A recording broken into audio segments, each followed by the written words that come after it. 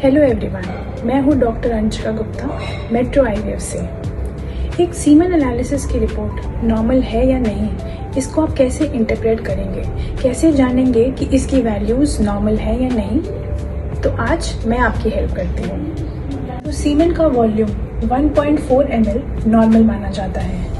तो दूसरा पैरामीटर होता है हमारी स्पर्म कॉन्सेंट्रेशन, या फिर इसको ऐसे समझिए कि आपके 1 ml में कितने शुक्राणु की संख्या है, उसको हम स्पर्म कॉन्सेंट्रेशन कहते हैं। तो WHO के हिसाब से स्पर्म कॉन्सेंट्रेशन 16 मिलियन पर ml से ज़्यादा होनी चाहिए। तो 16 मिलियन पर ml से ज़्यादा कॉन्सेंट्रेशन नॉर्मल है। फिर आते हैं टोटल कॉन्सेंट्रेशन, कि आपके वॉल्यूम में टोटल कॉन्सेंट्रेशन 39 मिलियन अगर है तो वो भी नॉर्मल है। फिर आते हैं मोटिलिटी, कि आपके स्पर्म्स जो स्पीड से आगे बढ़ रहे हैं, क्या वो स्पीड कितने स्पर्म्स की अच्छी है। तो वो अगर आपकी टोटल मोटिलिटी 42% से ज़्यादा है टोटल मोटिलिटी, तो उसको नॉर्मल मानते हैं। तो स्पर्म्स कभी कभी सीधे ना मूव करके गोल गोल चक्कर काटेंगे या फिर टेढ़े मेढ़े चलेंगे, उस मोटिलिटी को उतना अच्छा नहीं माना जाता है। जो स्पर्म्स सीधे डायरेक्शन में मूव कर रहे हैं या बड़े एरिया में मूव कर रहे हैं, उन्हीं की मोटिलिटी अच्छी मानी जाती है, तो उसको हम प्रोग्रेसिव मोटिलिटी कहते हैं।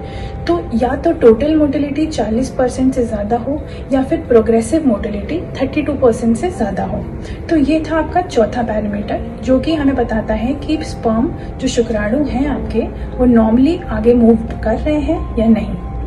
और आपका पांचवा पैरामीटर है स्पर्म की मॉर्फोलॉजी, स्पर्म की बनावट।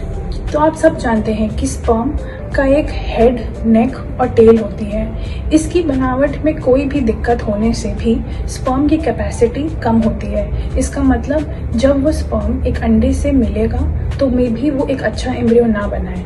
तो मॉर्फोलॉजी ऑफ स्पर्म, जो उसकी बनावट है, भी बहुत इंपॉर्टेंट है। तो आपके सारे स्पर्म्स में से WHO के हिसाब से 4% नॉर्मल स्पर्म्स की कॉन्सेंट्रेशन इज गुड।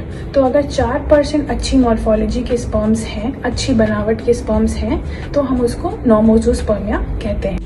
तो ये रहे आपके 5 ऐसे पैरामीटर्स, 5 ऐसी चीज़ें जो आपको एक सीमेन एनालिसिस में देखनी चाहिए, और इससे आपको पता चलेगा कि आपकी सीमेन एनालिसिस की रिपोर्ट अच्छी है या नहीं।